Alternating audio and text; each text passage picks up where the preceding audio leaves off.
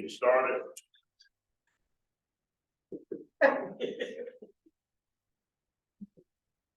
Again, we're gonna go ahead and get the meetings. And of course, the first one on our program agenda is Dr. Dose, Dr. Felicia Dose. So she's gonna take over from here, moderator, and getting everything open for us. Oh, I'm sorry. Oh. Actually, I have the wrong person. Miss Jamie Williams, who is over as the moderator. Thank you.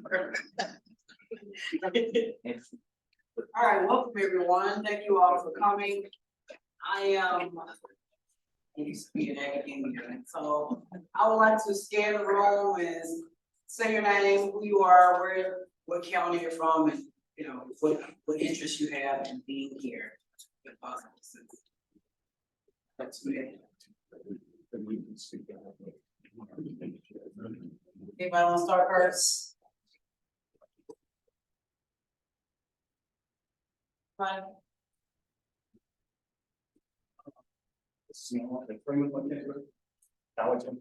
Conway County, and we are tree farmers. Tree farmers, okay. All right. County tree farmers. I'm Trustee Allen, I'm from St. Francis County, and I own land, I'm just trying to figure out how I want to develop it and any report if there is a help. Okay, thank you. Who's next? Yes, ma'am. Hi, I'm Keisha Cobb. I'm with National Women in Agriculture, out of Pulaski County, National Women in Agriculture for Arkansas, and Black Women in Ag nationwide. How you all doing?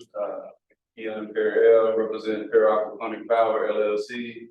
Also the president of Skills Acquired Development Services, is a nonprofit. Jefferson County, I'm sorry. Thank you. Yes. I'm Deborah McCullough, I'm representing 2020 Farmers Cooperative. Glad. In your area? What state? Indiana. They came from Indiana. Awesome. Indiana. And then really kind of talk about Yeah, that's great. Wonderful. Hi, I'm Sharon Mallory with 2020 Farmers Co-op. We're nationwide. We're located in Napoli, Virginia. And our objective is to galvanize Black farmers across the country and figure out systems of supply. All right, nice, thank you. Thank you all for being here. I'm just doing the opening down today somewhat. I am Dr. Felicia Dokes. I am fairly new with the organization, ALCDC. I am the farm director of the organization. And so our organization, you need anything farming wise, myself, Michael, and Caleb, who are running the technology and basically running the show today. And so as we go along, we're not going to introduce people up here because they can introduce themselves. And next, we will have the welcome of Mr. French. Thank you, Dr. Dose. Let me say good afternoon to everybody. I'm Frederick Smith. I'm a farm advisor for the Arkansas Land Community Development Corporation, and we appreciate again you all for being here today. We'd like to welcome all of our guests and participants, as well as those who are on virtually. I think we have some on virtually as well. So welcome to all of those who decided to join us today for this Tri-State Regional Community Economic Development Summit. Today, what we hope to do is to achieve an understanding of outreach programs, resource service delivery for underserved communities and the residents of these communities. That's what we hope to get today. And I think it'll be some good information shared here today that we hope will increase our knowledge about community-based options to advance our racial equity for farming businesses. With this knowledge, I hope we'll have a better understanding of the equitable development practices of USDA programs, that hopefully will improve the outcomes of what we have always known, the historically and the marginalized farmers and landowners in our communities. So again, you all are welcome today on behalf of our board chair, Mr. Brian Cornelius, our CEO, Dr. Calvin King, and the rest of our staff. Again, you're welcome today. Thank you for being here.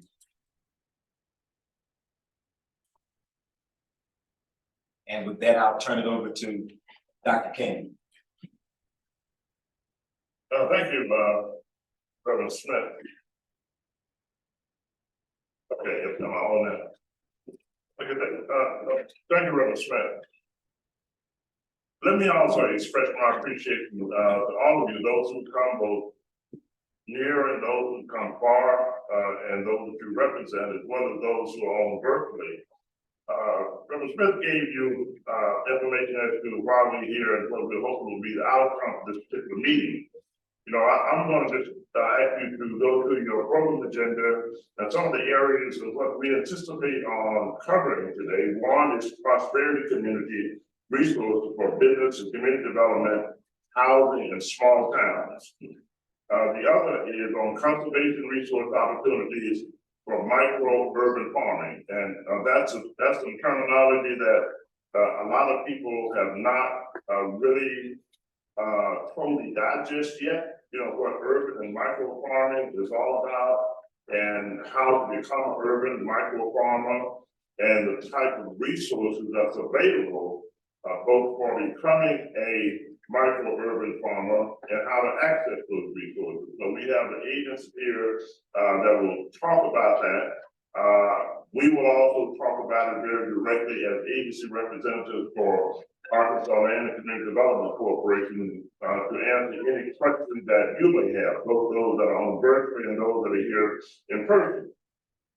The other thing I want to give reference to is just drones in agriculture.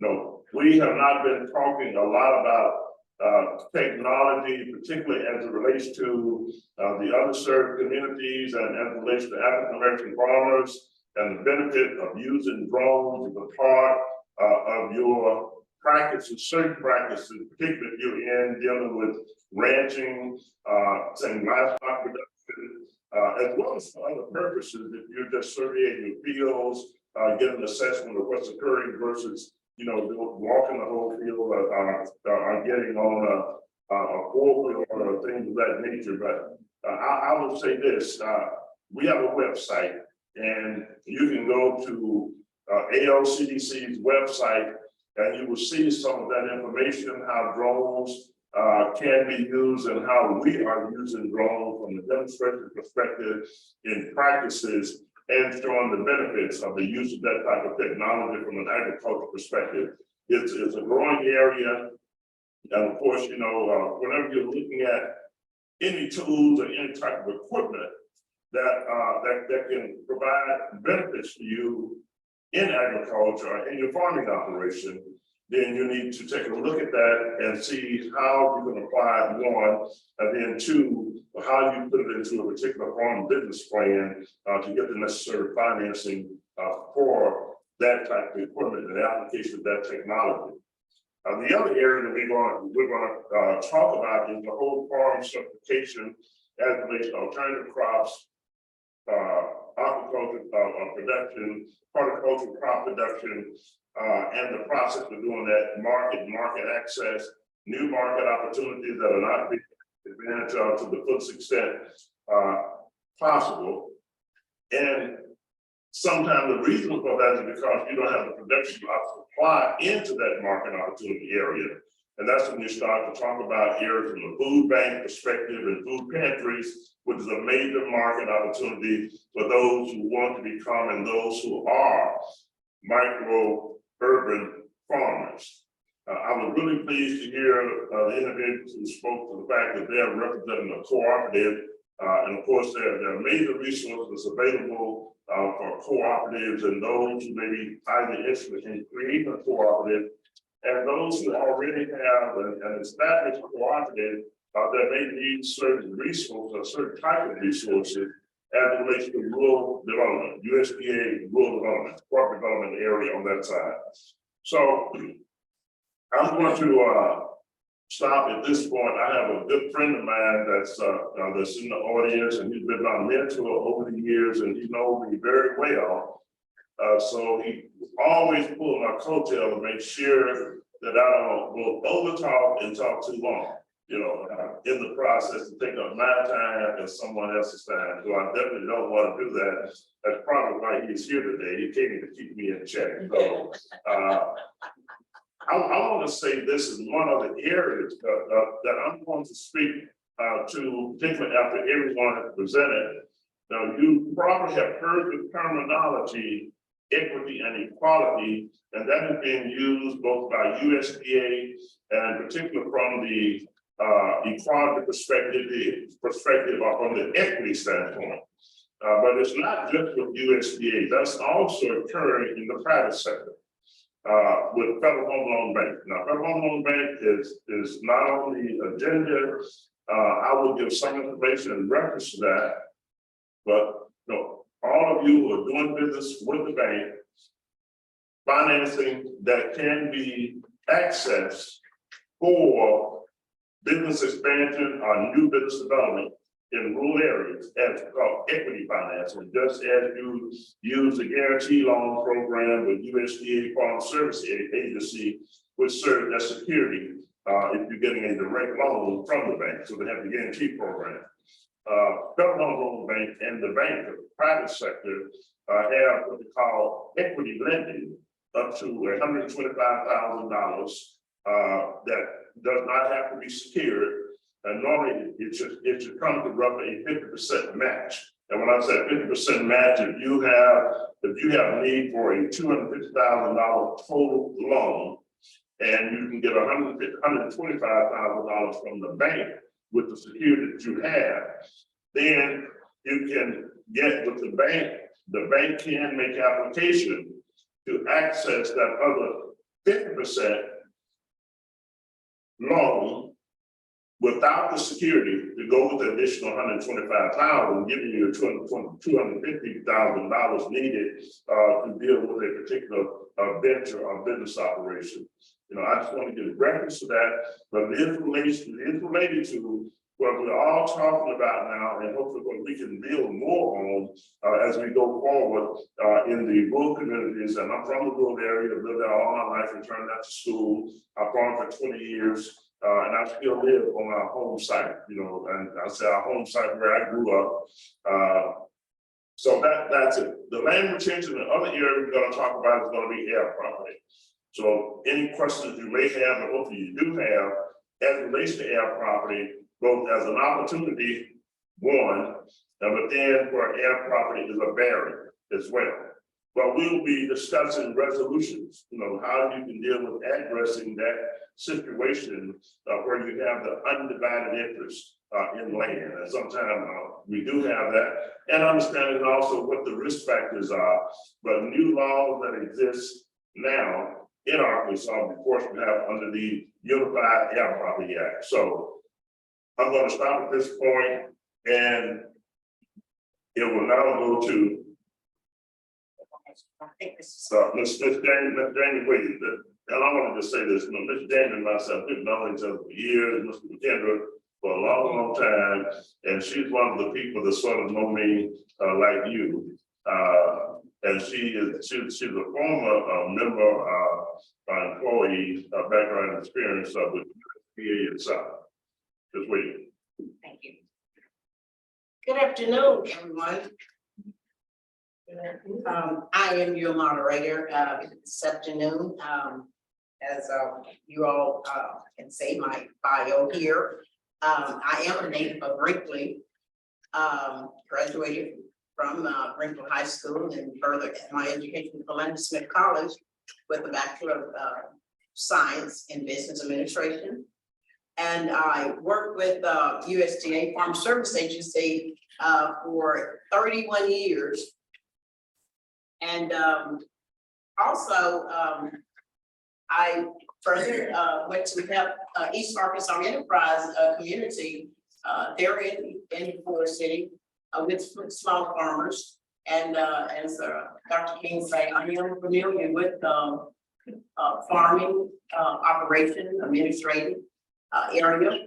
And we do have, some here with, FSA now, is gonna speak on some of the programs that's there. Zachary, I think, is it Zachary or Zach? Zach, but with NRCS, you would like to come up? Okay. I thought Clyde was supposed to, I don't know if it's here or not. Yes, okay, also, we do have some that, on Zoom. There's with NRCS, program that they're gonna, as representatives, they're gonna speak on EQIP, CSP, conservation easement, so. Zach, since he's here, you wanna speak first, or? How would you like to do Go ahead. it? Yeah, I was asked to speak on our CSP program, or Conservation Stewardship Program. By no means am I an expert in that program. I am a simple field technician, so I'll try to give as much information as I can, but again, if you would like some more information, we have more knowledgeable people at the office, and you're more than welcome to come by Monday through Friday anytime. Currently, the IRA CSP actually does not include Crittenden County this year, but there's hope that it will include it next year. So that's something that we can look forward to and potentially get some more fundage in the county. We do take applications year round. There's not a set time limit or when. Some ways with the CSP though, you must meet a stewardship threshold. So pretty much you have to be doing just enough to justify doing an enhancement. All CSP is an enhancement of conservation stewardship, more or less. We rank the applications like we would regular EQIP stuff. And we go through ranking pools.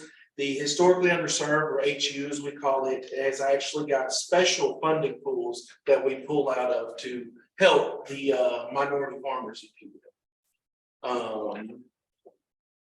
See here, payments made after October the 1st each year, just in the CSP.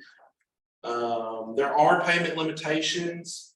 Now these may be updated since I've looked at it last, but the individuals are 200,000 and an entity. There are some base annual payments that are in there as well. $7.50 per acre for cropland, plus $350 per resource concern that you may have on your land or property. Plus any other conservation activities that you may sign up for or participate in within the contract. This is all based on if you rank high enough to get a contract though, so that's something to keep in mind. Different things that you can kind of benefit through the CSP program. You kind of help your soil quality, your soil erosion, water quality and quantity even, your plant resources and your animal resources as well. You can also help increase your crop yield, develop some wildlife habitat. We do pay for pollinator habitat. It could even help to where it be less input from you guys. So yeah, if you got any questions, feel free to contact us at the office or come by and ask me questions and I'll help you as best I can. Again, I'm not 100%, trained in that. I'm just a field technician. So, but thank you for having me. So. Oh, yes. We are at 1 Natural Resource Drive in Marion. Mm-hmm. Yeah, here in Crittenden, yes. But you indicated Crittenden County is not included in the. For the IRA, the Inflation Reduction Act, this year, it is not. But there is talks of it being in it next year.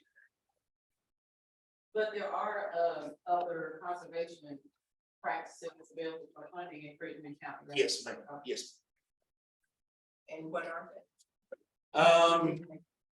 It varies. There's about a 15-page book of them. So. But I mean, so someone, they're gonna ask questions now. after, yes, after each speaker? Yeah, okay, great. Yeah. After questions.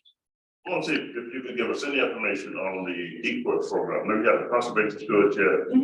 And I think you gave reference to the CSP program, the maximum of the payment limitation being $400,000 for an entity. So if you have an LLC, you can get up to $400,000 per contract. And that's on farm number, based on the farm number, one farm number, right? I believe that's actually based on the entity itself. On the entity itself, If I remember correctly.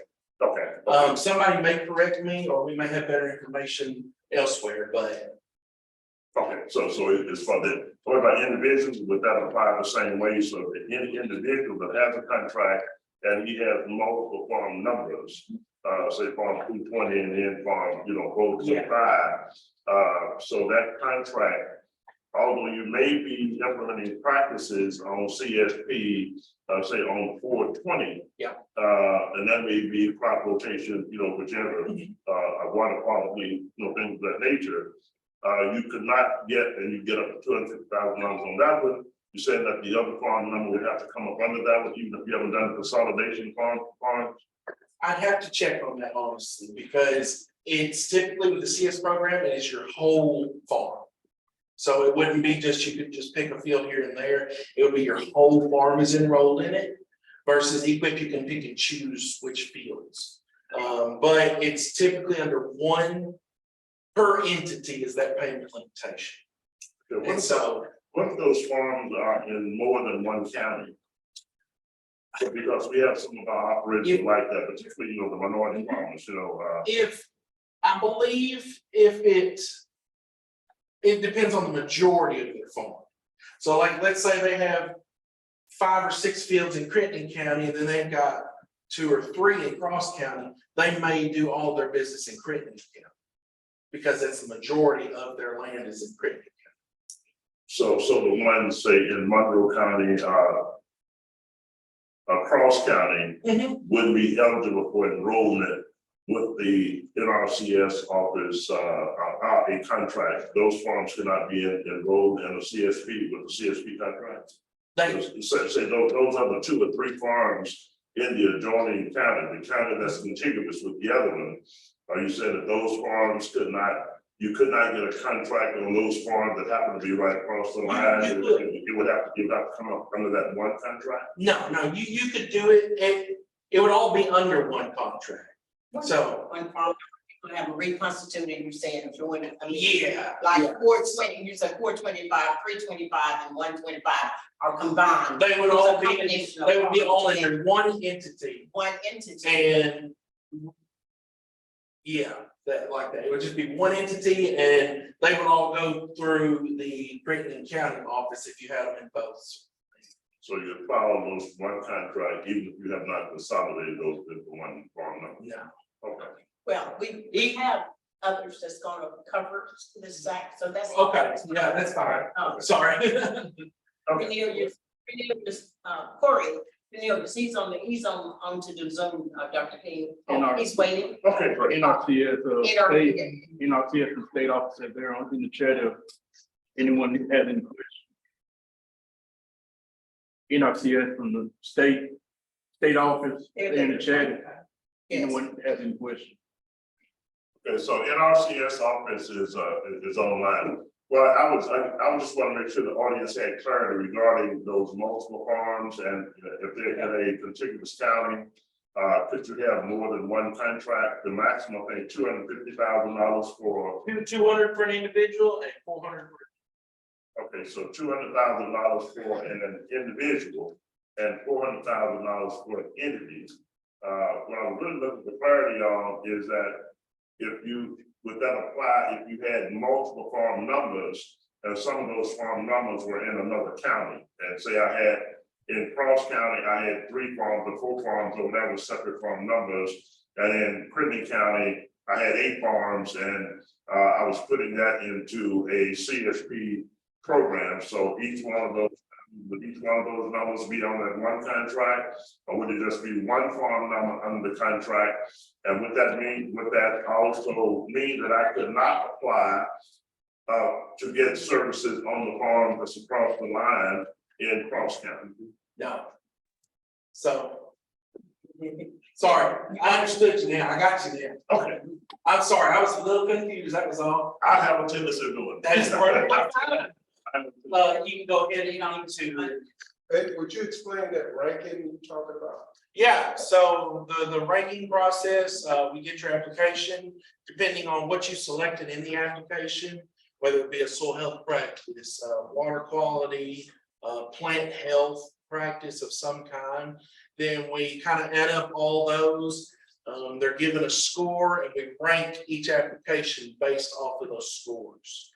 And those scores will determine, we kind of just start from the top down with the highest and go down until we run out of money. Yes, so.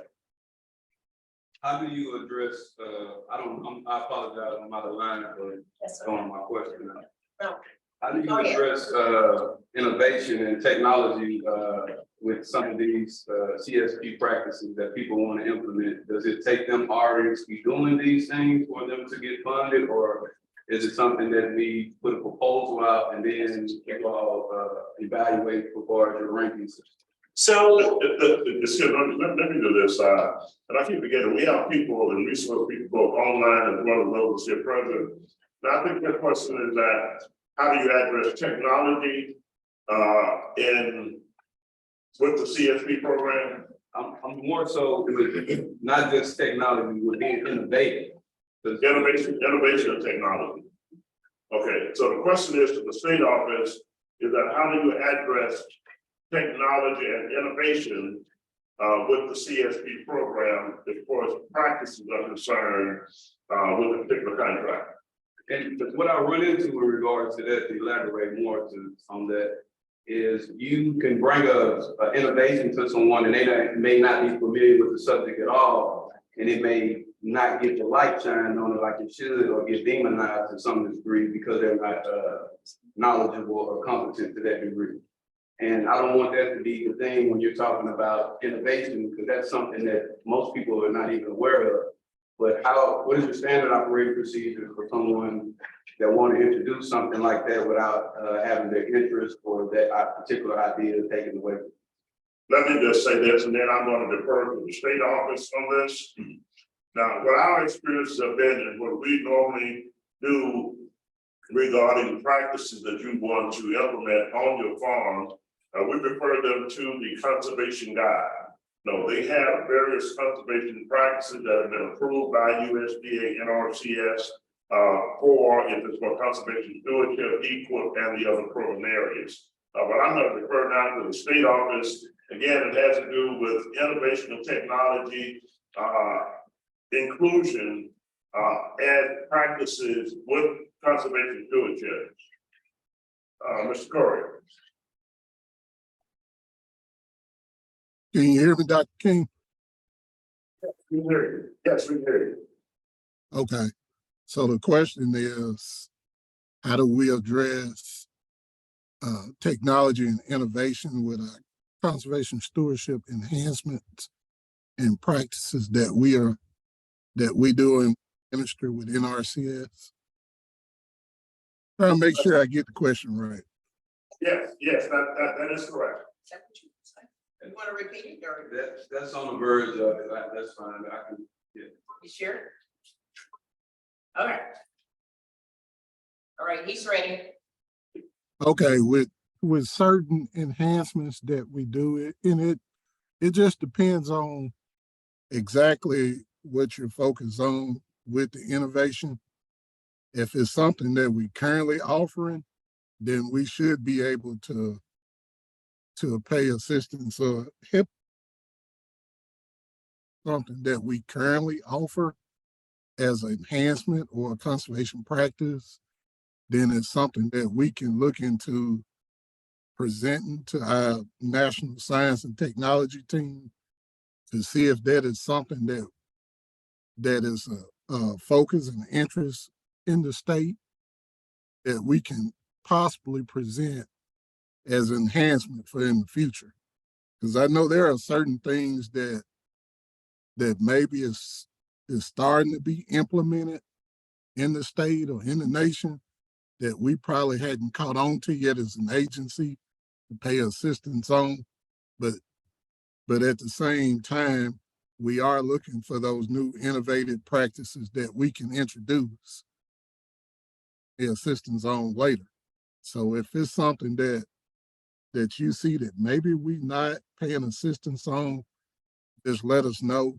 And then we can look into that to see maybe if it's something that we could do in the future as an agency. Hopefully that answers the question. You know, if you don't mind, I would like to add on to that, you know, one of the points regarding that, innovation, for innovation concerned with NRCS, conservation innovation. They do have a conservation innovation grant program. So if there is specific type of technology, that can be applied, as relates to innovation, and particularly on the technology side, I would suggest that you get with your local NRCS office and the state office, and to monitor and look for that RFP, the request for proposal time period when it comes out. And that area of program is specifically, it is within NRCS, it's under the Conservation Innovation Grant Program. Now, I'm not quite sure, and the state office, correct me if I'm wrong, I'm not quite sure if that applies to the private sector individual, from an individual perspective, but I'm thinking it does, that you can qualify as an individual also, or individual entity, LLCs, that you can apply for that and give the justification for it and how it can be replicated and how it is beneficial to a particular farming operation. Specifically, if you're talking about the underserved population, and how it can be beneficial from that perspective, whether it is the Conservation Innovation Grant Program. They have RFPs that come out in specific time periods. You can go to USDA, hit that link, and it should direct you back to it. Or you can go to our website, and we have a link also back to USDA NRCS, and it'll take you right on to where those resources are. I thank you for that. Dr. King, yes, sir, you're correct. We do have the Conservation Innovation Grants. Usually that's a sign up we put out every year.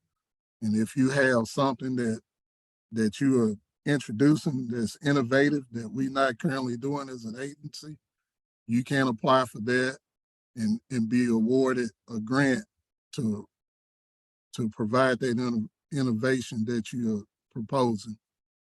Either whether or not you're an individual producer, or LLC, profit, any of those.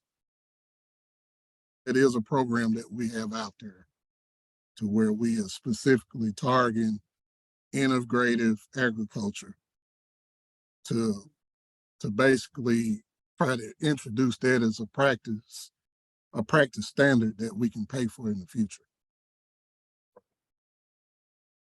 Go ahead. Hey, It was a follow-up to that with the way, okay, I'm gonna draft this in a direct question. In regard to inclusion and transparency,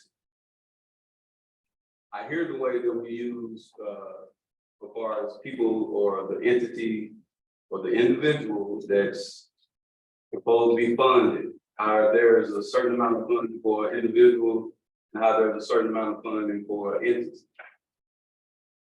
I was wanting to know, would there ever be a definition that identifies when you all address an individual versus a entity? Because according to the IRS, the definition of a person addresses all of those things. Person to the IRS definition is an individual, corporation, a legal entity, and a trust, and a joint venture, if I'm not mistaken. With regards to a USDA agency, are we going to be following those definitions, or are you all going to provide us with your own definition so we can properly identify in regards to when we're signing up, if that makes sense to me? I'm going to repeat this, and I want to make sure I get it right, particularly for those that are online working in the state office. So for transparency purposes, he wanted to know, how do you deal with identifying I'm assuming any category or area, if you're speaking to the minority, underserved population segment, LLC, if it's a minority type of LLC, limited liability corporation that may be dealing with the application process for services. I'm going to state how we work with individual and dealing with the application process for services within RCS. There's an application, you don't just sign up and say, I want the program services. But that particular form that you complete and fill out, and they have the various categories there, whether you're underserved, you're a veteran, minority, beginning farmer, you know, in those different areas. So that from the transparent perspective, USDA, across the board, particularly NRCS, have a form that identify the various categories that individuals should check, one. And of course, when it comes to, you say how the funding is set aside, one, it gives you added points, and again, they'll give more clarity on this. Second, is that the sort of benefits are concerned from a transparency perspective, all these areas are checked. Just like the more practices that you're going to apply, if you send CSP with equal or whichever, based on the number of practices, you're going to end up with more points. And of course, opportunities for you to be awarded. They do have certain, some set aside in certain areas. I'll let them give reference to those counties as well. They have set aside special program services that are targeted for the underserved population. But the transparency basis with the application process is pretty straightforward. And we just always encourage people either to get with us. We'll take them through that process. We do it by client intake. And then we'll have discussions back with NRCS and other consultants that they have that work for the University of Arkansas, Pine Bluff, who are conservation specialists, to provide, more of an assurance that you're going to get the maximum benefits of the points and how to get those points, for is being able to be successful in getting your contract awarded. But I'm going to defer now to the state office. Corey, can you help me with that?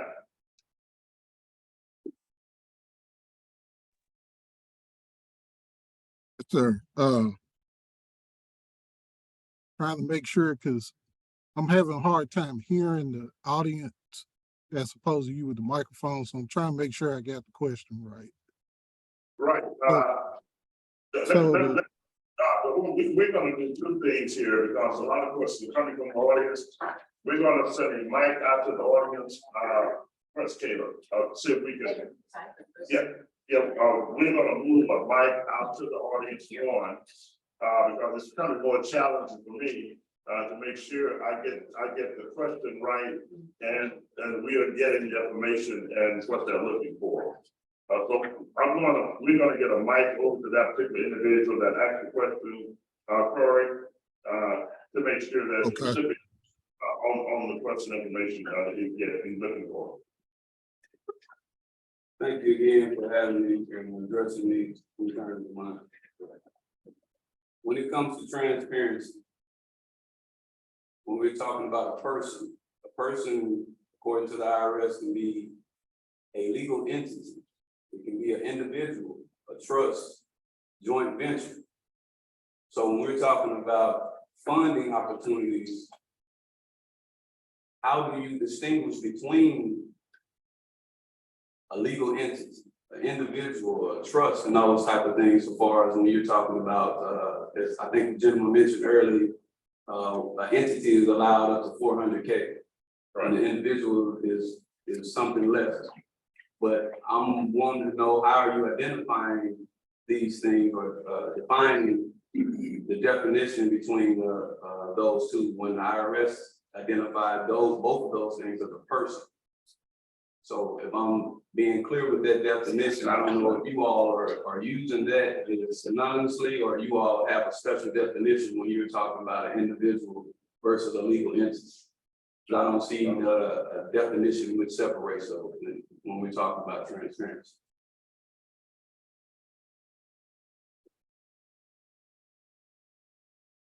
Curry, were you able to understand it? I think I got the question now. So basically, you're asking, as far as transparency, why don't we pay the same for an individual as opposed to an entity? How do you? It comes to payment limitations. Well, he's asking, Kurt, how do you, he used the basis of RS, to USDA definition, RS definition, as far as individuals. And if I'm quoting you right, you said RS treat them the same. They're identified as persons. Okay, it said, Entities are. yeah, it said RS identifies entities as individual, as a person. And so his question is, how does USDA identify them, whether they are entity or individual? Do they do the same definitions that the IRS does? Okay, programs, and to be a USDA participant, as far as an individual is recognized by that your operation is based on your social security number. As far as an entity, if you have employee ID number like a joint venture or a general partnership, that means you are made up of multiple individuals within that partnership or joint venture, and that's basically how we administer the payment limitations. So if you, and that's how you farm and that's how you operate, then we're considering you as an individual operation.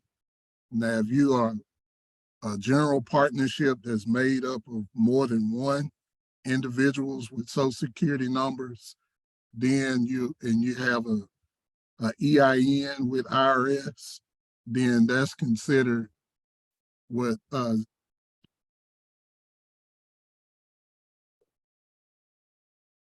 eligible for up to the 400,000 payment limitation, as opposed to being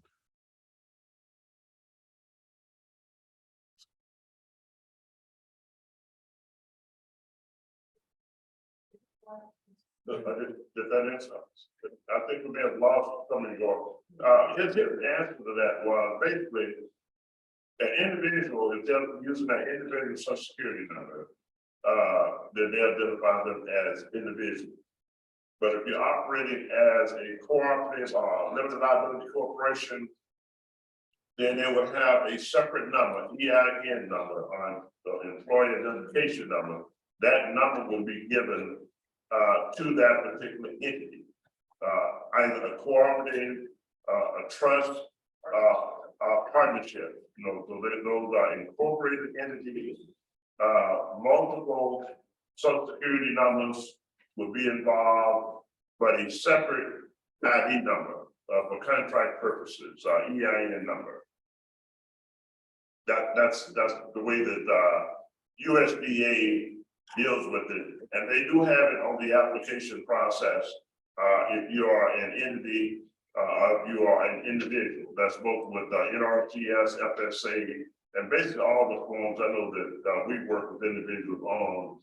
That's how they deal with identifying them. So if you check that you are an entity, then they will process that application as an entity, and where it comes back to the $400,000 versus the $200,000.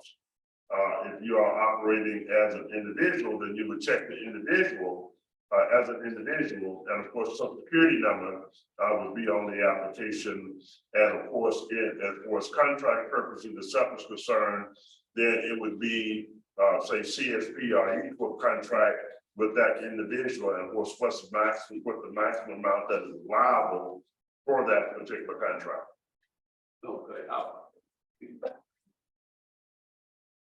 I appreciate that. I was going to address it in regards to, because with me dealing with the community, I deal with people from all different walks of life, and everybody don't identify as a person, or as far as they identify as a man or a woman. That definition, what I was referenced to, don't identify men and women in that definition when you're talking about individuals, corporations, legal entities. Just as well as everybody don't identify as black or minority and things of that nature. Right. I was wanting to see what that would look like with inclusion to those individuals who form and don't identify as person or individuals and things like that. How do I best get your resources out to those individuals or bring them in to feel like they're being represented when we're talking about discussing like this? Because they feel like they're left out because of those particular parameters that you have set to only deal with the individuals or entities when they don't identify as that, if that makes sense. But it makes sense. You either identify as an individual, and for transparency purposes, are you identify as an entity, limited liability corporation, are you identify as a cooperative? So in either one of those areas, those categories, of course, if you go back to even to IRS, if you identify in either categorical area, from a definition perspective, they're still going to link it back to one thing, even on the Schedule F, they're going to link it back to that number. You either have an EIN number or you have a Social Security number that has to be applied in getting your tax returns processed. Okay, so either the EIN number, and we deal with the corporation, we also deal with it from the individual perspective. Now, in an individual, and I do understand what you're saying. We do run into those type cases and with certain situations. And I'm going to use this as an example, and it may not be those individuals you're talking about. But we more commonly run into that is where you have Earle property involved, and where in this Earle property situation, they want to apply for certain services, use of certain programs, and deal with that land. And we have run into it that way. In those situations, and it's not where there is a entity is not involved. It is undivided interest on the property. And again, you're right. How do you do an inclusion, from that perspective? And you have multiple owners with multiple Social Security numbers. We have run into that. And they say, well, we cannot get the benefit of program services on our land, and we're being excluded. We've been excluded. I gave reference to that sort of earlier in my opening. We would talk about Earle property, both Earle property as an asset, and then Earle property is where you have barriers. This is a barrier situation. And I do agree, it is a barrier situation. How do you address it and how do you get around it? One is to understand the Unified Earle Property Act, and where individuals then have to either work together or get one individual using one number, administrative authority, the administrative authority to apply for program services that they're trying to access. And we run into that many, many times, and I think that's probably one of the areas we're giving reference to in that, and it is more prominent with the African American community. It is more prominent. We get it. We get it. NRCS gets it too. USDA gets it. And so we try to work through that process. Sometimes it can seem to be a little bit cumbersome in doing that. And you're exactly right.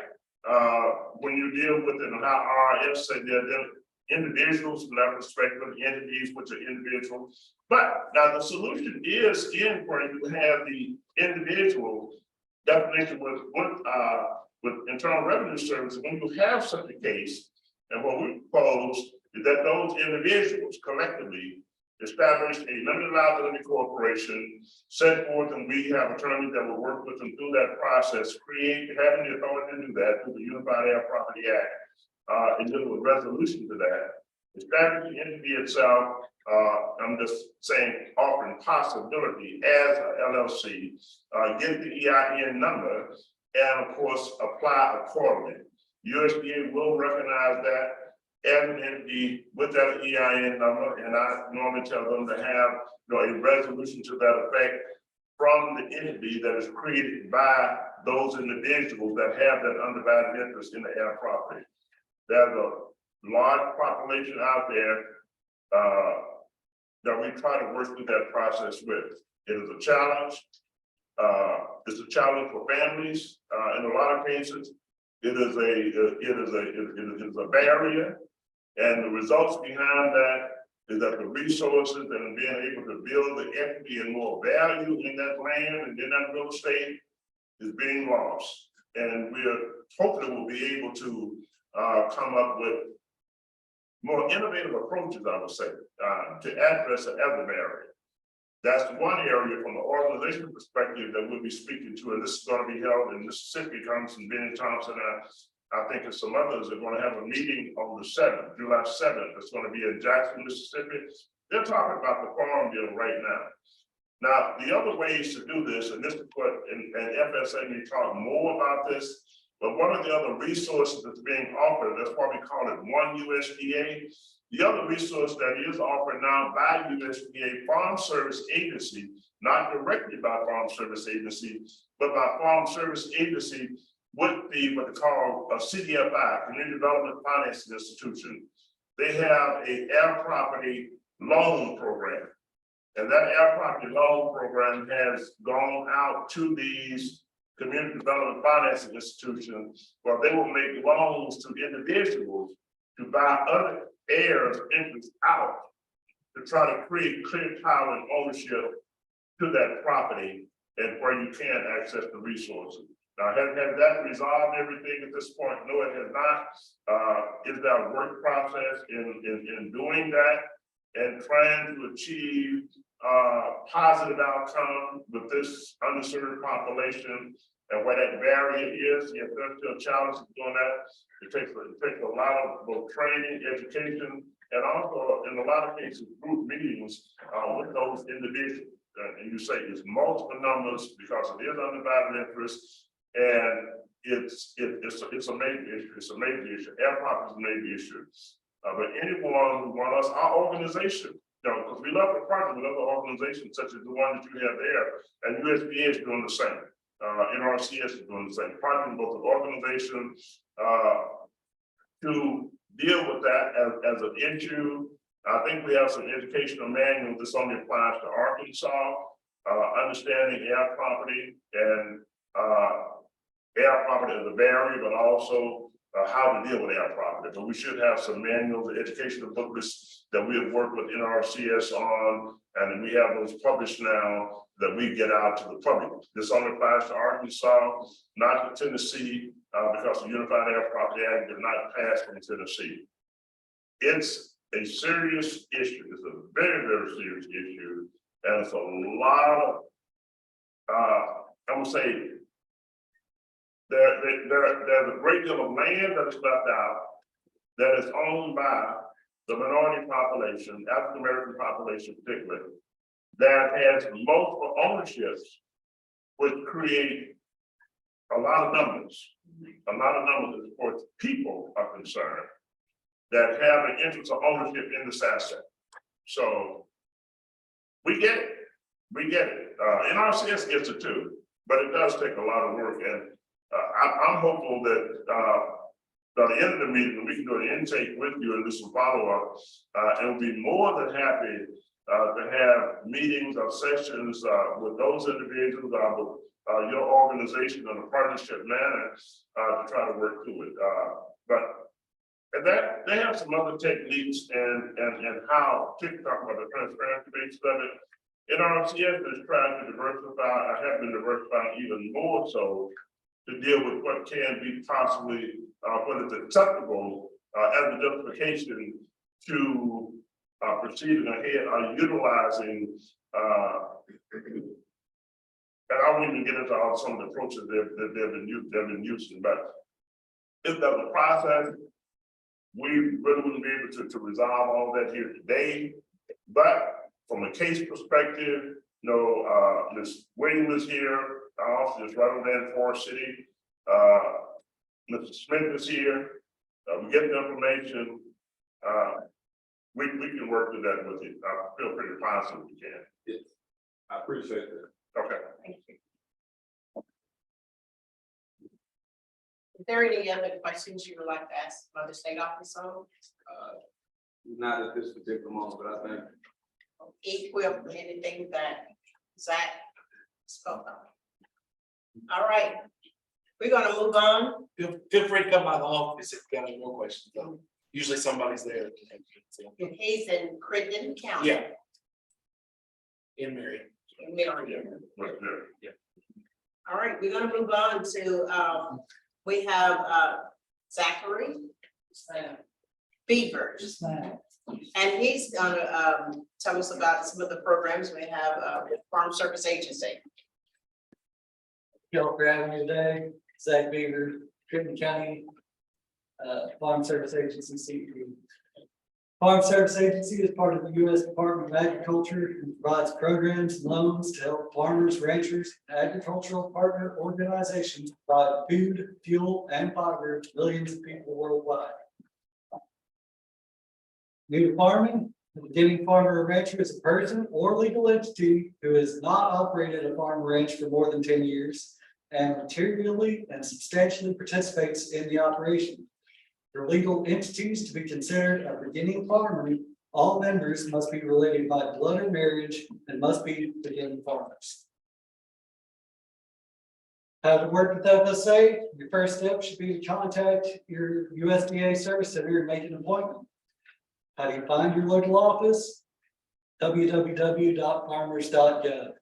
As Zach said, we're at One Natural Resources Drive in there. Historically underserved farmers and ranchers, FSA offers help for unique concerns of producers who meet the USDA definition of historically underserved, beginning, socially disadvantaged, limited resource, and military veterans. In addition, women in agriculture are helping pave the way for a better future. For more information, farmers.gov.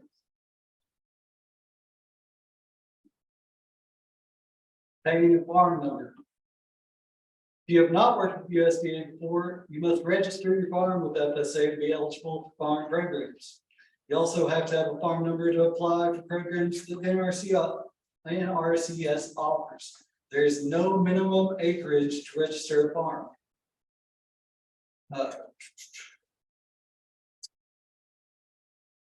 The first step, if you've never worked with us before, is come in, bring your deed. If you do not own the land, you can bring a lease agreement to show you have control of the property. If you operate as a corporation entity, you need to provide proof that you have signature authority and can legally enter into contracts with USDA. Arkansas has a beginning farmer and ranchers coordinator that can assist you in understanding the USDA process and find the right assistance for your operation. For Arkansas, the contact is Danny Hoots. That's DANNY.HOOTS@USDA.gov.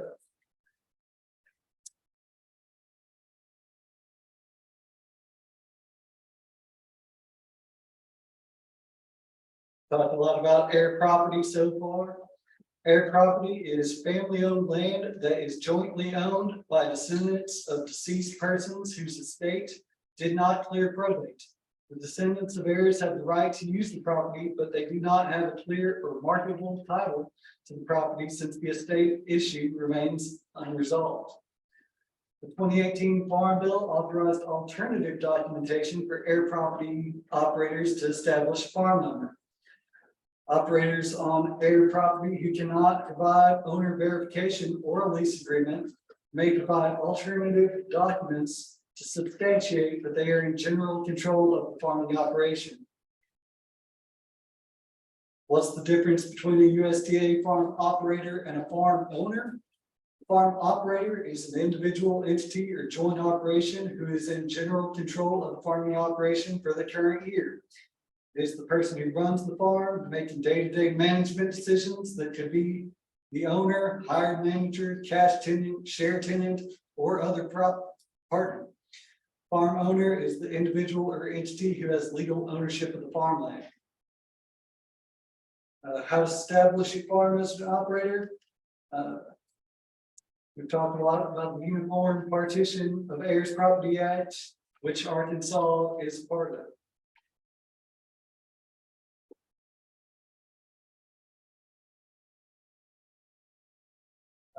States that have adopted the UPHPA, following are accepted to establish your farm as an operator. Court order verifying that the land meets the definition of air property, or a certification from the local recorder of deeds that the recorded owner of the land is deceased and at least one heir has initiated the procedure to retitle the land. The following are also accepted to establish your farm as an operator. A tenancy in common agreement approved by a majority of the owners that gives the individual the right to manage and control a portion or all of the land. Tax returns for the previous 5 years showing the individual has undivided farming interest. Self-certification that the individual has control of the land for the purposes of operating the farm or ranch, or any other documentation acceptable by the FSA county office that establishes that the individual has control of the farming operation, including but not limited to an affidavit from the owner stating that the individual has control of the land, limited power of attorney giving the individual control of the land, canceled checks and or receipts for rent payments and or operating expenses. So proof of ownership again can include a copy of the deed, a land purchase contract or other similar document that affirms ownership interest, or an FSA employee can check the records of the county land records online.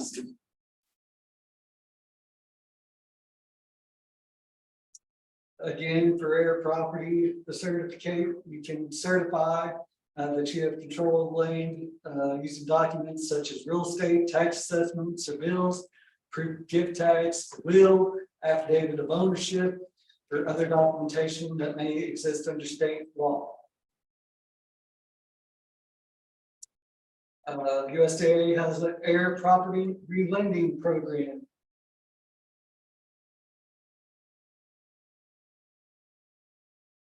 The air property relending program can help you resolve air land ownerships and succession issues on agricultural land. Air property issues have long been a barrier to many producers and landowners to access USDA programs and services. This relending program provides access to capital to help producers find a resolution. It will help keep farmland in farming and protect family farm legacies and support economic viability. So how's the program work? USDA provides loan to eligible lenders. Heirs apply directly to those lenders. Heirs resolve the title issue and obtain legal title.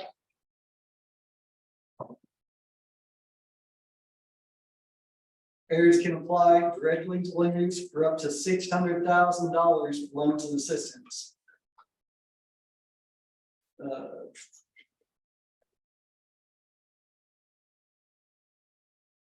They may use loans to resolve title issues by financing the purchase or consolidation of property interests and financing costs associated with a succession plan.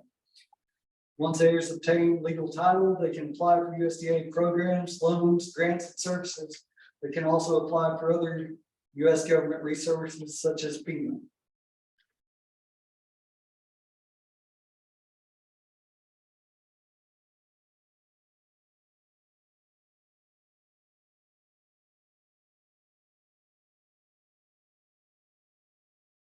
Talk real quick about county committee elections.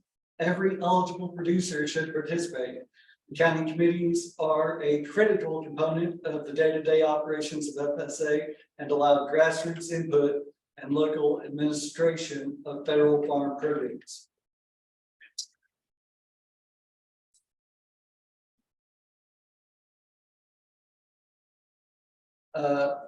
Best way to keep up with what's going on with FSA is to sign up for our newsletters and bulletins. You can do that at www.fsa.usda.gov/subscribe. You also get text messages to keep up with what's going on. You can text AR Crittenden or Crittenden County or whatever county you want to sign up for to FSA now. That's 372-669.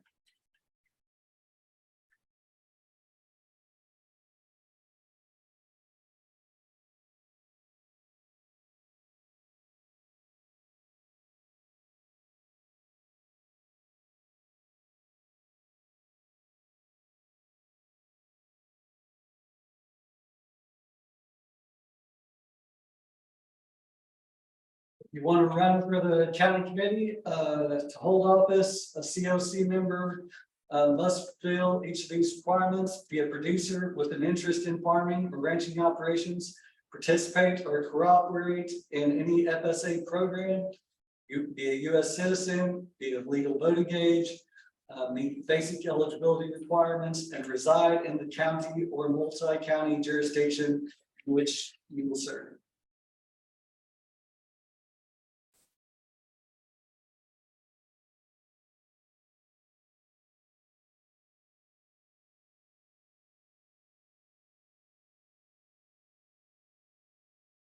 Nominations for running for the county committee, you fill out a form FSA 669A. Nomination period is June 15th through August 1st. You can nominate yourself or others, and these forms are available at www.fsa.usda.gov/elections or contact your local FSA office.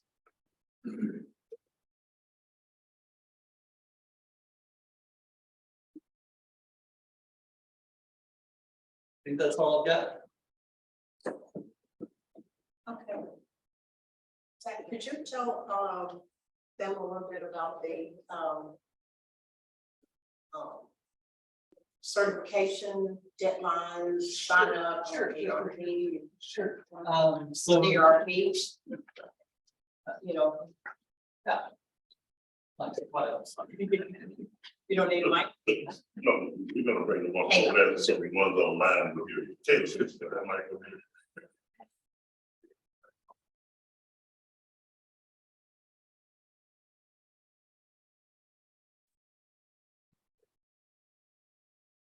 All right, so once you come into our office, and if you've never been in before, never signed up for any programs, you fill out all of our eligibility forms. We get you signed up, we get you a farm number.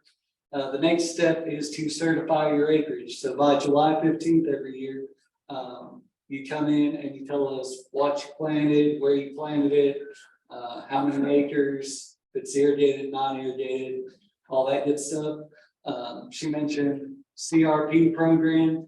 If you've been farming dirt for many years and you decide that you want it to go into trees or grasses, we can do that. CRP continuous sign up goes throughout the year, and then you can sign up for 10 to 15 years on that. Tell me exactly what CRP is, Conservation Reserve Program. Right. It takes farmland out of cropland and puts it, like I said, in trees or grasses. NRCS is our technical support. They draw up a plan that says what you plant, where you plant it, and we pay you based on that. What's the payment per acre now? It varies based off your soil type and other incentives. For Crittenden County, it ranges anywhere from $60 an acre all the way up to $130.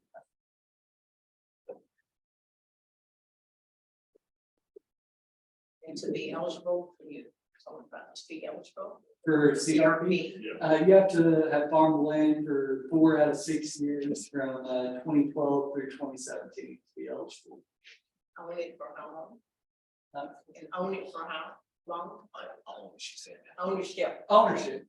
I think we've had to own it for 1 year, right? Pretty sure on that. I'm pretty sure you had to have owned the land for 1 year. Is there any questions out? Anyone have any questions? Do you have some literature or information about the CRP program, or will you need to? I can either take down your info or you can take down my info and email me and I'll send you everything we have. I didn't bring any with me today, that's why. Or go online? Yes, or farmers.gov answers all your questions.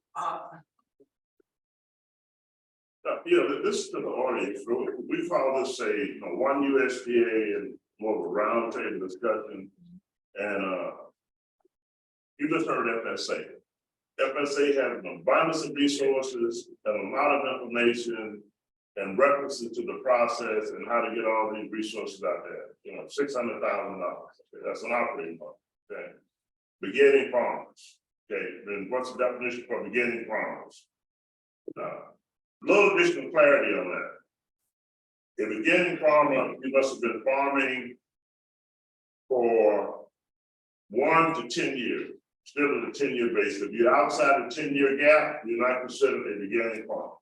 So the beginning farmer, 1 to 10 years. So even if you've been farming for 2 years, 3 years, and you may not have gotten to receive the benefit of FSA services, and you're wondering if you qualified for the beginning farmers loan, yes, you do.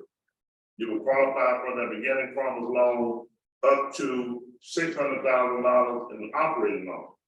On the flip side of that, land ownership loan, $600,000. I can tell you off the top of my head. Okay.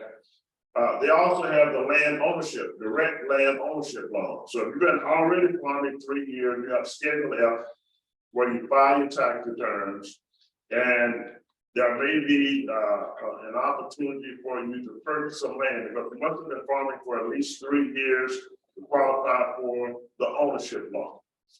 So if you know you've done that for 3 years, you may have been farming 100 acres, and you got an opportunity to go up to 500 acres, you'll release some more, and you're gonna buy that 100 acres out.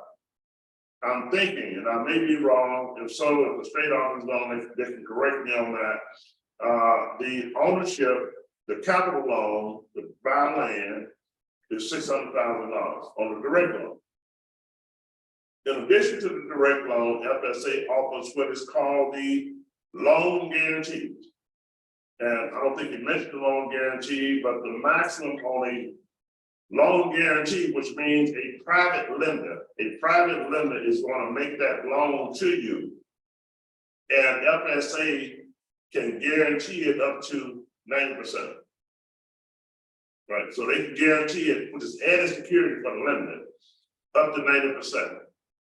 The maximum on the guarantee loan is how many thousand? Is it 1.8 million now on the guarantee loan? Some of that credit side, so. Yeah, that's. Oh, you're on credit side. No, he's on FSA, not at credit. FSA is at credit, but we don't have a person for at credit. Oh, He's not on the loan side. You're on the program side. He's on the program side. So I'm calling down. That's me the hard to. Alright, so he's sort of putting you out here by myself. I had to do this. That's why you didn't do micro. Yeah, the micro, all right, well, I'm a partner with you on this one, okay? We partner work with Farm Service Agency as well. In addition to the direct loan, that's $600,000 direct loan for operating purposes. And then, of course, the timeline for qualifying at the beginning farmer, 1 to 10 years. Then you have the capital loan side, that's a direct loan, $600,000, that's 1.2 million. I think it's equal to the same. That's 1.2 million as far as availability and resources that you can acquire from FSA for a farming operation as a beginning farmer, if you've been farming at least 3 years or more, and still fall in and get more points falling into that beginning farmer eligibility category. So I want to give reference to that because we talked about beginning farmer. The other area they have is what's called a microloan program. Now, the microloan program, the maximum dollar amount for operating purposes on that is $50,000. We work with a lot of individuals who are, when I gave reference to the urban and micro farmer, and he said that there's no minimum amount of acres that you have to have, no minimum. So don't say, well, if I only got 5 acres, I only got 1 acre, but I do need some operating money, I'm raising a big vegetable crop. You may have 5 acres, 2 acres, and you have a farm number. It's a reference farm number also. If you don't have a farm number, they work with you to get the farm number. Once you get the farm number, then you're eligible to apply for other program services with NRCS. Now, this again is on the program side, which he was talking about. They work with you to get the farm number. to qualify you for NRCS program services, be it EQIP, CSP, as well as a number of other areas, of course, depending on the eligibility criteria that you have to meet with NRCS side. But that's on, again, the lending side, direct loans and guaranteed loans, beginning farmer, definition, 1 up to 10 years, you're still eligible as a beginning farmer. If you've been farming 7 years already, and you want to go in as a beginning farmer, you can go in and apply for the beginning farmers loan program, and they have certain priority criteria, particularly as it has to do with the minority segments of the population that you gave reference to. To make sure we're very clear again, when you talk about the Air Property Loan Program, I referenced it earlier as the gentleman that concerned about all of those who are left out and not able to get these services. And I know we've run into it, and we still running into it. You can't get it because it is air property, and he gave reference to the Unified Air Property Act, as well as other areas that FSA provides support to in order to get through that hoop. Our mission, I said, I know USDA does offer other options, other than just, okay, if you don't have clear title, it's air property, we can't get the services, but we have a farm number, and it's undivided interest.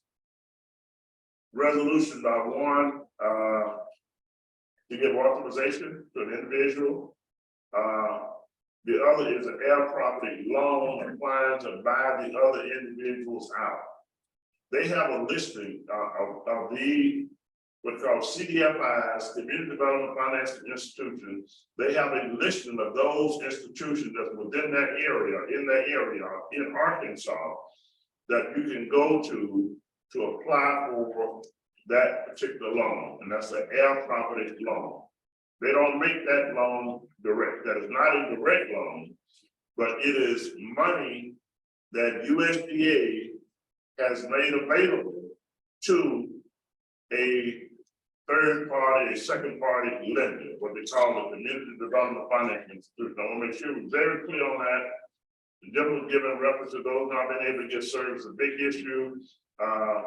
And I'm gonna mention this once again. Now they're talking about the farm bill right now. The farm bill right now, what's going to stay in, what's going to come out, what needs to go in.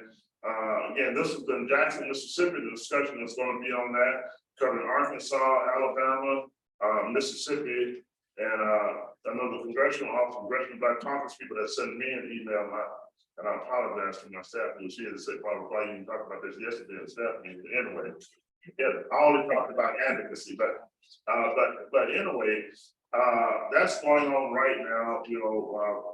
We are engaged in it. We're going to be more engaged in it as we go forward in partnership with USDA and understanding those barriers out there, what the issues are. And I would just encourage any of you, I don't have that information with them right now, but it is going to be in Jackson, Mississippi. It does cover Arkansas, Alabama. They're talking about the farm bill again. Now is the time to raise those questions, like the gentleman was raising. There's this big segment of the population that's being left out. The only reason some of this is being addressed now, the air property issue being one, really trying to get more targeted programs in support of the underserved communities. Because people raise their voice at these hearings and they express what their concern was, and they let people know in their congressional representation and at these type of discussions that these are issues, can this be addressed in a farm bill in a manner where we can at least start to deal with these barriers that exist out here, where we can at least possibly target more resources to address the needs of the underserved community. It's going on right now. I want to just mention that it'll be going on, and it's too late after the fact. Okay, it's going to be held. It's July 7th, 2023. It's going to be at the Masonic Temple, and that's 1072 J.R. Lynch Street in Jackson, Mississippi. again, that's a hearing and discussion that they're gonna be having on a roundtable discussion, like we said, this is a roundtable discussion, regional agricultural roundtable in Arkansas, Alabama, Louisiana, Mississippi, and Tennessee. I would encourage you, those of you, if you can't get there directly, then I would encourage you, if you know individuals in Mississippi, in Tennessee, that could possibly go to that meeting. I would strongly encourage you to go to that meeting. We plan to have representation there, and we encourage you, other landowners and farmers also. But if you don't have anything to say, at least listen to what is being said. Okay, listen to what is being said.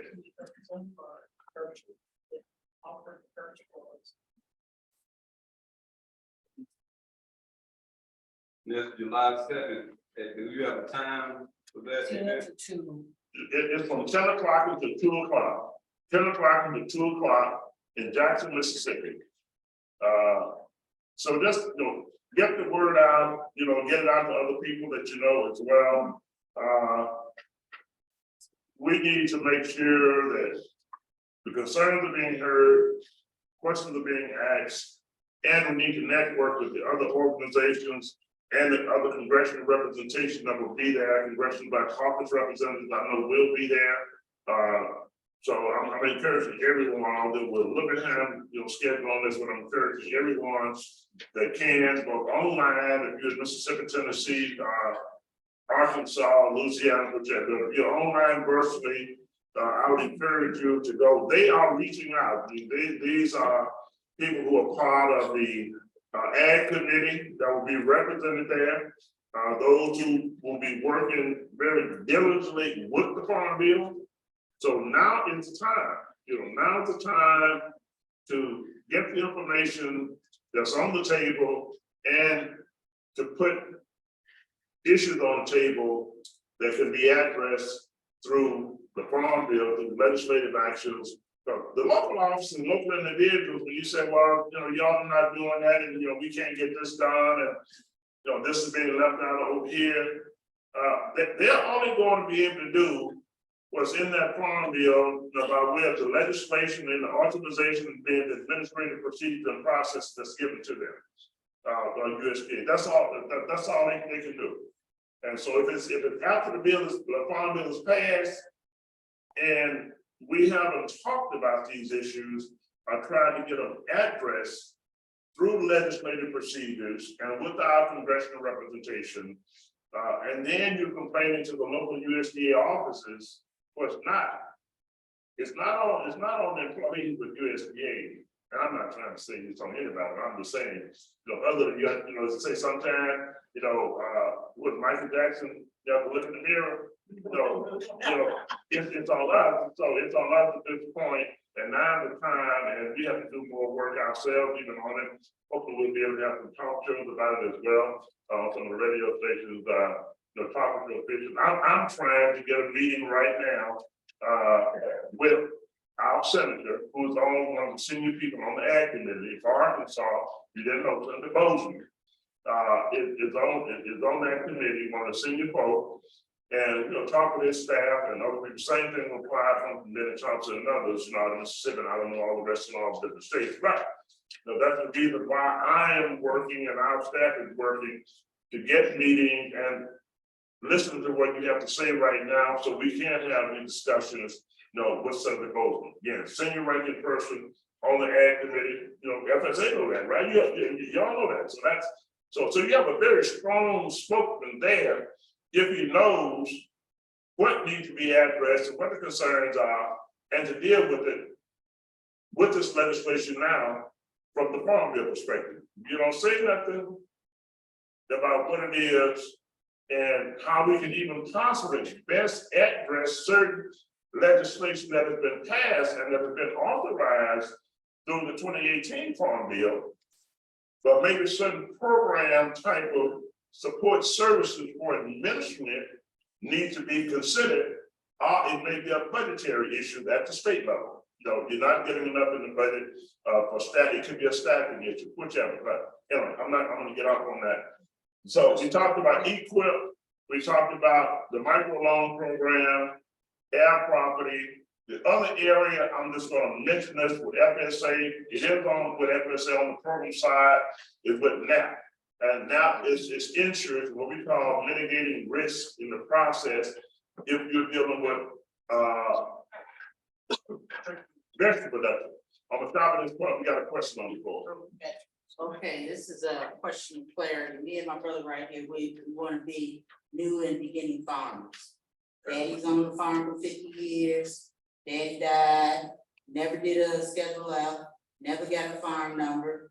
Daddy died 13 years ago. Now I've been doing it for the last 13 years. I've never filed a Schedule F. I don't have a farm number. Do I qualify to be a new and beginning farmer program? I'm gonna go to FSA on this one, and right now, and I may be wrong, I'm gonna say yes, and yes, FSA. I agree, it's a self-certification, if you haven't filed Schedule S, then I'll say you're eligible. I wanna go back also, you said you don't have a farm number? It's No still, farm number, no it's still, farm. okay, it's still gonna be on FSA, you know, 50 years farming operation. You showing, if you're able to show that you have control of the land, which FSA gave reference to, that you have control of the land or certification to that effect, if it's undivided interest air property. You say your father's property deceased 10 years ago. I don't know if there are other siblings that's involved or not, but if there are siblings that's involved with the land, either you need to do an agreement, I'm gonna just say agreement, to the extent that all of the heirs authorize you to serve as the legal representative. That's a certification process, certifying that you are the legal representative for the air property and all those that are involved. If you can have that, or you can have a lease agreement. Now, that, to me, I think the certification is better. If you have a lease agreement where all the other heirs have signed that lease agreement, showing that you are leasing the property from all the other heirs, the cost of undivided interest, then I think they will take that as well. But foremost, get the farm number. You need to get the farm number. You need to, let's say, in a very speedy manner, you need to get with FSA, get the farm number, and I want to make sure we get an intake on you before we leave, so we can follow back up. And if you haven't done that, we want to get to the FSA office and make sure we can work with you through that process. So we will definitely work with you through the process. FSA will also, what I missed have been, but you need to get a farm number. And then you need to go to NRCS to see what other program services you qualify for as a beginning farm. And the financing portion. We also work with developing the farm business plan. So on the application process, as a beginning farmer, for the beginning loan program, farmers loan program, we work with you on that. We have farm advisor, Mr. Smith, who is here, Mr. Williams, who is here. We have our farm program director who's here, Dr. Doach is here. We have Michael Tucker who's here. We got all kind of folk around here right now. So just grab any one of you want. Probably the only one to give you less information would be me. But I do know we can do it, and I do know the FSA will partner with you accordingly. We can work here through the certification process. Let's get the farm number. Look at all your other program servicing options with USDA. And again, we say one USDA and how they go across the board to try to maximize the benefit of resources that's available, you know, to the clientele that we're working with. We have a question on the floor. I'm sorry, did that answer your question, man? Yes, sir. Okay, Yes, all right. absolutely. Thank you. Yes, sir. Thank you for having me again. I wanted to address somewhat of the lady spoke about. I do have my farm number. I am considered a beginning farmer. Unfortunately, when I went out to some of the loans with my local office, I was given misinformation. In the beginning, I was told it's not based off of your credit or anything like that, but when I went in for the actual loan, it was just based off of that, your credit worthiness, if I'm saying it right. They told you it was based off your credit. Yes, I was told it was based off my credit. not once but twice, even if after I relooked at the information and brought it back to the lady, she gave me the same information. My point of what I'm getting at too is, how do you address things like that as far as individuals or people that's being disenfranchised by way of misinformation? And what it would be a remedy to that in regards to my situation? Do I go to another office, or, because that's what I'm left with now, because I see that there's no remedy there in that regard. Well, let me just say, once again, one, I want to make sure we get a client intake form with you. We can work with you through that process. Two, yes, you can move your case to another county office. I'm not saying that would be the way to resolve it, the best way to resolve it. The other is that FSA provide to you, whenever they give you a notification back, they give you what your options are and what you can do in regards to that decision that was made, even if it's misinformation. Even if you have the right to ask for reconsideration of that adverse decision. Yes. So you can ask for reconsideration of that. We work with clients through that process and meeting with those FSA individuals to at least bring clarity to whatever that adverse decision was, resolution for the adverse decision. So we can work with you on that. That's the one. After the reconsideration process, which they tell you about, okay, and possibly, I'm not saying it could have been resolved, but I'm not going to say it could not have been resolved. After the reconsideration process, then you have the right to appeal.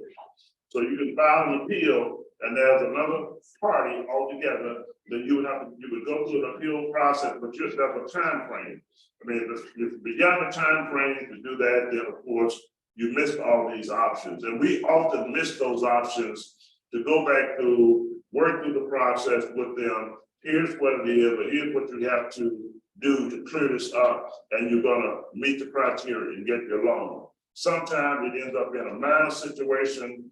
Certain cases have been where, okay, I'm only using an example because I don't know what your case was. There may have been a situation where something has been just sitting there and may have been on the credit report, and they do not make their decision fully on credit report. You know, they don't make their decision fully on credit report, but it may be just something in the credit report and something that we can resolve with their credit.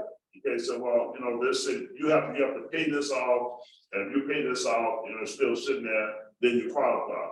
Maybe you say, well, we paid that off already. If this is what the decision is made on, and we see it over and over again, but it's still left on the credit report, and it's a matter of us working through the process, contacting the creditor to make sure that this is removed from the credit report, because it is creating a situation for you right now, and you have proof that this has been addressed from a reporting perspective. So there is a working process, and I will tell anyone, you know, up front, don't just say, okay, this is it. I didn't get fair treatment, you know. And I'm not saying that you got mistreated, that you didn't get mistreated. I know you say you got misinformation. So I'm not saying you didn't get misinformation. But what I am saying is that where misinformation exists, reconsideration is a process for dealing with clarity, clearing the situation up and working it on through. Okay.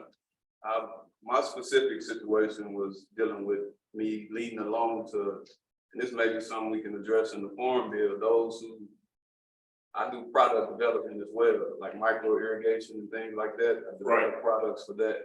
And I have a patent that I was seeking. So most of the time people don't have funding to acquire a patent or things like that. So that may be something that we need to identify with the loan process for people to be able to be able to go out to these funding to secure certain things like that. I know I don't see it on there, maybe something that's addressed in operational loans or the direct farm loan, something like that. Well, let me just say, you provide a service also to farmers, micro irrigation. I would just say two things in that regard. If you're a licensed person doing that, I think you have some great opportunities, and we can work through that process with you. One, the partner with NRCS, micro irrigation, and those practices is a part of EQIP. We're talking about the EQIP program, EQIP with NRCS. Now that's not going to fall under the FSA side. Correct. All the same time, if it is well, let me change that. It can fall up under both, okay? It can fall up under both, because if we were doing the farm package business plan for you, that would be an inclusion, and once it's approved at least is pending, the NRCS equip application or contract is approved as program income in your plan. That's one, for micro irrigation on horticultural farm. On the second hand, that 10%, if there's a total of 90% cost share behind that NRCS is going to do, then we will package that business plan to that other 10%, to give you 100% finance, to give them 100% finance, and anyone who's eligible for it, 100% financing for that micro irrigation in the overall operating plan. Like the young lady said, she's beginning farmer, she's doing a horticulture crop. Then you as a service provider, a vendor for that operation, and then of course the other resources lying both with FSA and with Farm Service Agency. And again, as far as say one USD, there's a cross reference, and we try to work through the process and what partnerships are and where we are as an organization with the clients we work with. And the other process to give a clarity, reconsideration process and appeal if necessary. But in most cases, we resolve them through the reconsideration process. Thank you for your time and your answer. Yes.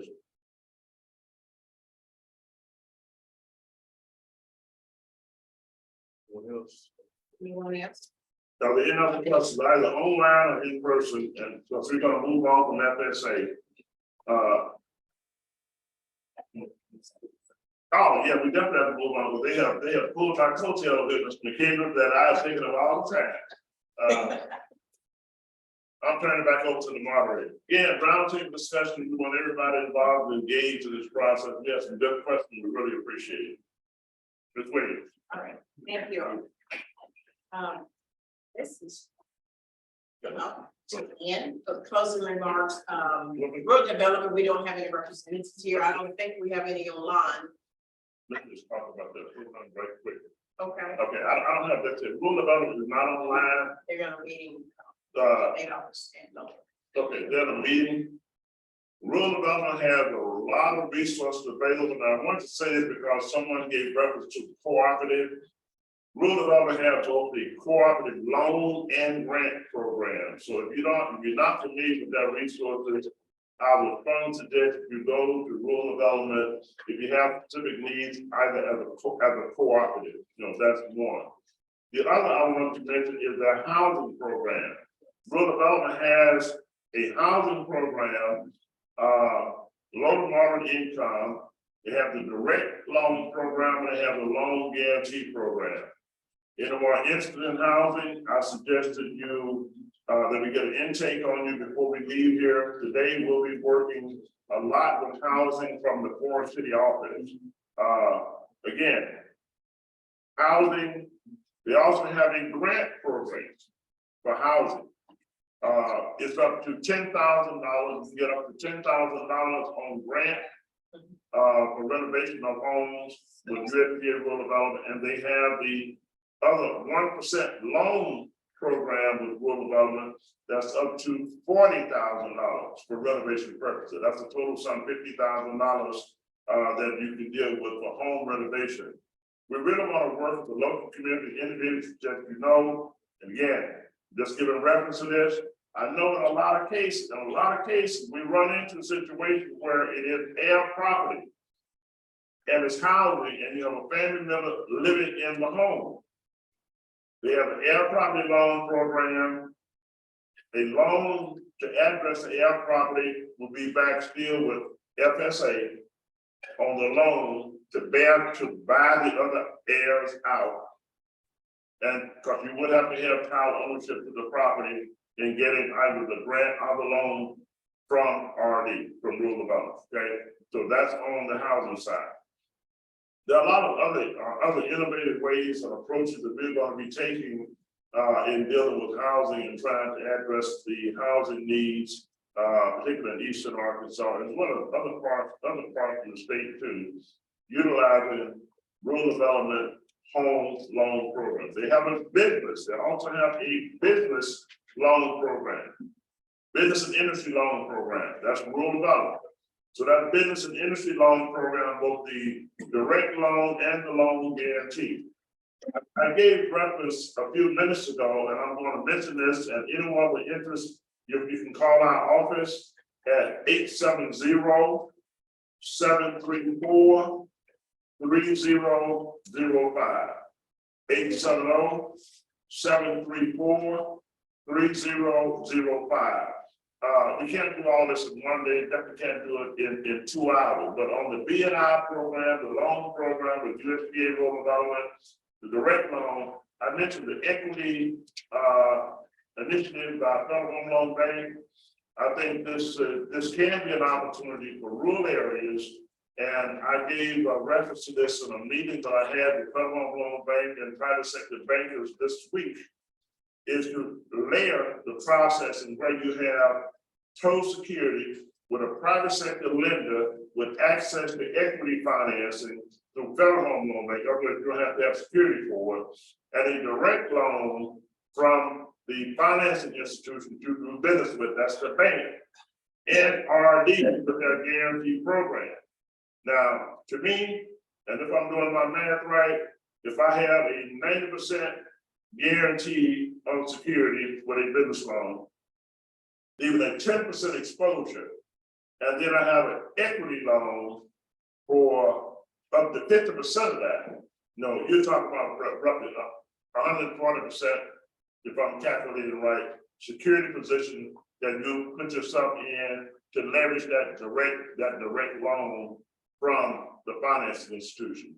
In loans not over $250,000 total, $125,000 equity lending on the bank part through the home loan bank, $125,000 as an example, maybe $50,000, but $125,000 direct loan from the bank, and then a 90% guarantee on that. Our FDA offers some of the same type of resources as well, dealing with the loan side. Just want to give reference to that, RD, while they're able to be here, they have other program services as well. I would suggest you go to the website, and Mike is going to give that website address. Mike, if you would please give them, you got a microphone over there. Yes, thank you. If you all would give the website address, you can go to our website, and one of the areas or headings for the website, you'll see partnership, which is on USDA. If you navigate and you hit the partnership area, we have the links that take you to the various USDA agencies and the program services they have to offer. Again, you can just call our office, and we'd like to get an intake on you before we leave here today as well. What's that website number, Mike? We're going to post that. ALCDC website, ALCDC.org. That the ALCDC website is ARLCDC.org. Put it in the chat. ARLCDC.org.